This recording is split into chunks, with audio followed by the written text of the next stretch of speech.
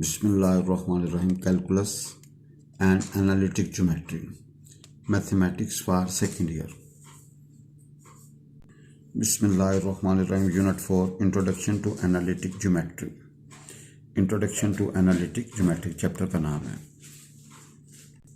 Bismillahirrahmanirrahim. Exercise 4.3. Bismillahirrahmanirrahim.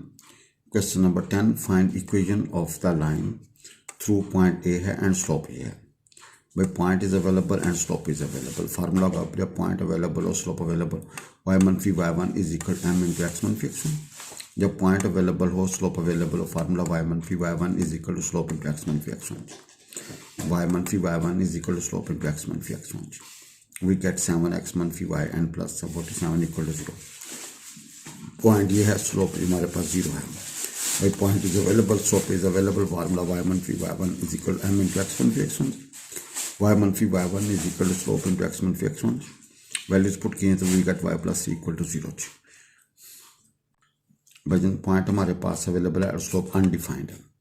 Point is available and slope infinity. भाई slope हमारे पास है, point available है y1 phi y1 is equal to m into x1 phi x1. भाई y1 phi y1 is equal to m into x1 phi x1. चूँकि slope infinity तो m से divide कर दो. वी गेट x1 फी x1 is equal to y1 फी y1 over m. Please put the values and we get x plus 8 equal to 0. भाई through equation of the line passing through 2 points A and B. Required line is obtained by using 2 point form. 2 point form होता है determinants xy पहला point, दूसरा point and determinant 1 1 1 इसका determinant equal to 0. भाई यहाँ पे x Y आएगा हमेशा 2 पॉइंट फॉर्म में. जब 2 पॉइंट्स अवेलेबल हो, पहला पॉइंट के कंपोनेंट एक्स वाई, दूसरे पॉइंट के कंपोनेंट एक्स वाई और तीसरे कॉलम में 1 1 1 इसका determinant equal to 0. Now expand from R1 and we get x minus 7y and minus 16 is equal to 0. 2 point form. अगर एक लाइन 2 पॉइंटों से गुजरे उसकी इक्वेशन होगी y1 फी y1 is equal to slope into x1 फी x1. y1 फी y1 is equal to slope into x1 फी x1. स्लोप होगा y2 फी y1 और x2 फी x1. इसको सिंप्लीफाई इस तरह भी लिखा जा सकता है xy पहले पॉइंट के कंपोनेंट, दूसरे पॉइंट के कंपोनेंट और 1 1 1 थर्ड कॉलम में 1 1 1 इसका डिटरमिनेंट इक्वल टू 0. ये 2 पॉइंट फॉर्म है जी. भाई यहाँ पे xy लास्ट कॉलम में 1 1 आएगा, पहला पॉइंट और दूसरा पॉइंट इसका डिटरमिनेंट इक्वल टू 0 जी. भाई y इंटरसेप्ट हमारे पास -7 है और स्लोप हमारे पास क्या -5. y इंटरसेप्ट -7 और स्लोप क्या है -5. इनके y इंटरसेप्ट को c बोलते हैं. c हमारे पास -7 है और m हमारे पास के लिए -5. फार्मूला होगा y is equal to mx plus c. Slope intercept form y is equal to mx plus c. y is equal to mx plus c. Slope intercept form m is available, c is available. Put here and we get simplify 5x plus y and plus 7 equal to 0. x intercept equal to -9 and slope हमारे पास क्या है जी 4. x intercept का मतलब है x को -10 और y 0 जी. x intercept -9 का मतलब -9 0 और स्लोप हमारे पास क्या जी 4. पॉइंट स्लोप फॉर्म बन गई. पॉइंट स्लोप का फार्मूला y1 फी y1 is equal to slope into x1 फी x1. भाई पॉइंट स्लोप फॉर्म का फार्मूला का y1 फी y1 is equal to slope into x1 फी x1. Simplify and we get this. भाई x इंटरसेप्ट हमारे पास क्या -3 और y इंटरसेप्ट हमारे पास 4 है जी. भाई a क्या हमारे पास -3 और b क्या हमारे पास 4 है. भाई x इंटरसेप्ट -3 है और y इंटरसेप्ट 4 है जी. a हमारे पास -3 और b हमारे पास 4 है जी. तो use formula slope 2 intercept form x over a plus y over b is equal to 1. भाई x over a plus y over b is equal to 1 जी.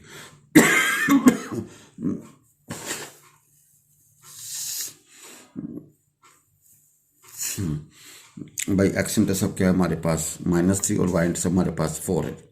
भाई x over a plus y over b is equal to 1. भाई x over a plus y over b is equal to 1. a available है, b available है. Put here and simplify we get 4x minus 12y and plus 12 equal to 0. 4x minus 3y plus 12 equal to 0. भाई x over a plus y over b is equal to 1. भाई x over a plus y over b is equal to a हमारे पास क्या -3, b हमारे पास क्या 4.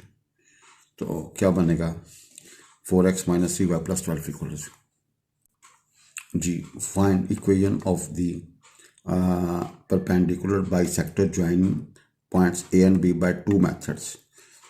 भाई by 2 methods देखें ए और बी को जब ज्वाइन करते एक लाइन बनती है, एक लाइन बिल्कुल उसके मिड के ऊपर परपेंडिकुलर है, उसकी मसावात चाहिए जी। भाई P Q be the perpendicular bisector of line segment A B, भाई ए बी को बिल्कुल perpendicular bisector. Then P Q passes through mid point Q of A B, भाई ए बी का मिड पॉइंट निकाल लें।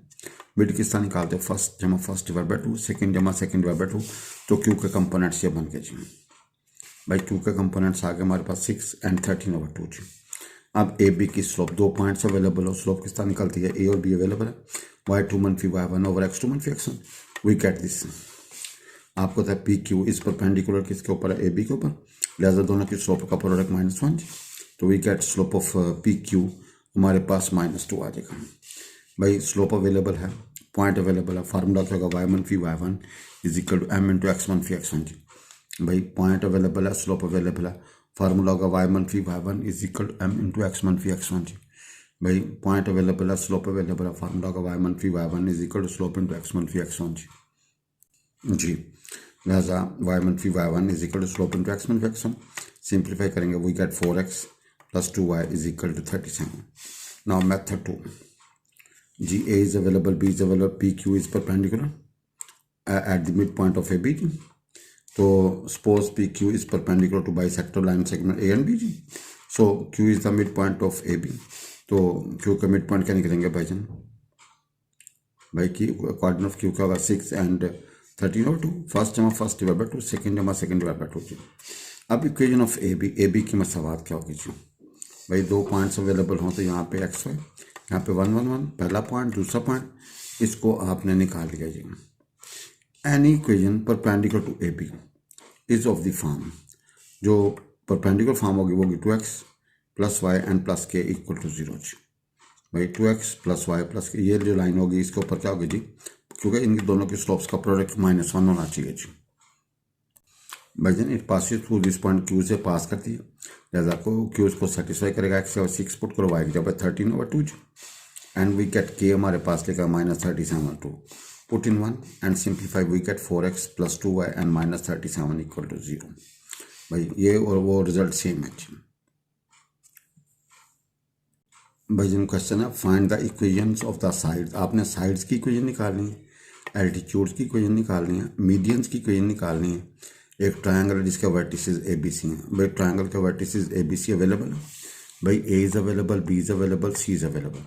पहला पार्ट है equation of sides, equation of side A B, जब ए बी निकालना है तो 2 पॉइंट फॉर्म, 2 पॉइंट फॉर्म के लिए आपको ए अवेलेबल, बी अवेलेबल, भाई यहाँ पे एक्स वाई, आखिरी कॉलम में 1 1 1 पहला पॉइंट और दूसरा पॉइंट, -3 2 और 5 4, इसका डिटरमिनेंट इक्वल टू 0 जी। ये equation of side A B.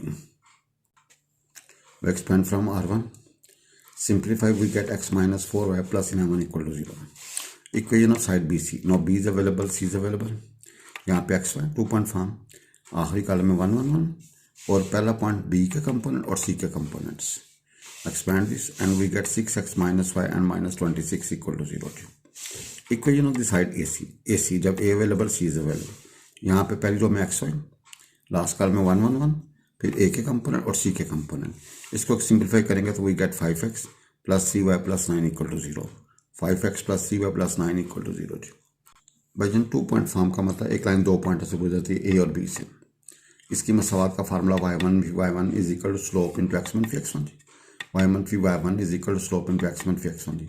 और 2 पॉइंट से स्लोप किस तरह निकलेगी, y2 मनफी y1 ओवर x2 मनफी x1, या दूसरा डिटरमिनेंट्स बना दें, पहली रो पहले ये x y तो आएगा, आखिरी कॉलम में 1 1 आएगा, ये पी ए के कंपोनेंट, ये बी के कंपोनेंट, इसका डिटरमिनेंट इक्वल टू 0, ये लाइन होगी 2 पॉइंट फॉर्म की।